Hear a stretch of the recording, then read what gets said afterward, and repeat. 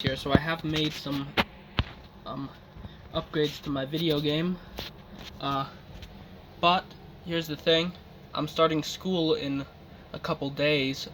College, my first week of college is in a couple days, so I probably won't be working on my video game for a while, until college break or until a weekend where I don't have to do anything.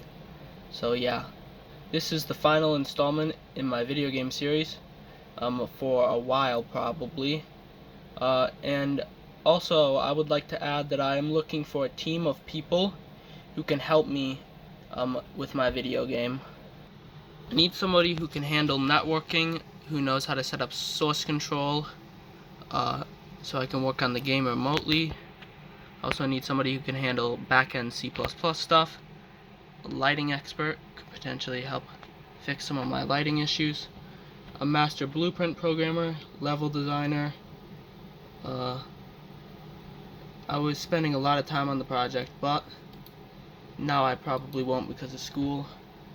Anyway, so I used the DXT5 material shader instead of the BC5 one. I enabled it because it is lower quality but slightly faster on normal maps.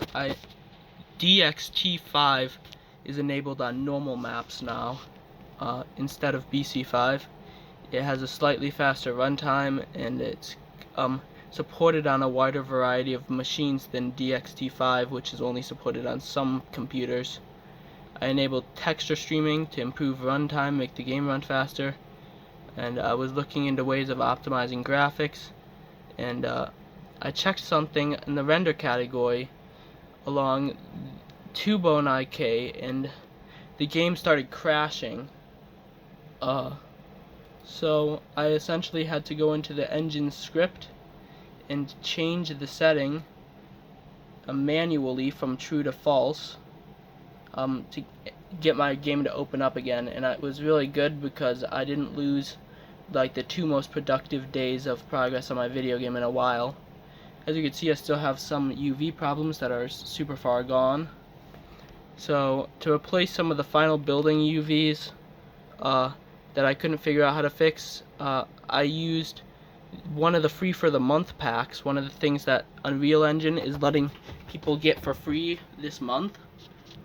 It was the Medieval Kingdom pack, and it came with 28 new buildings, and this meant that I was able to replace some of the buildings and delete them off of the game that were causing UV issues.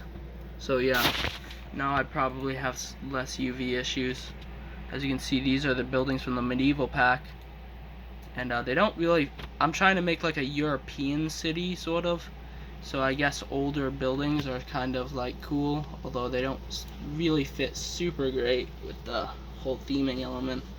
But yeah, so anyway, I have built a lot more of the traffic system. Now a lot more streets have the traffic system on them, so I added more cars and set up splines and brake boxes and call boxes, so that, yeah.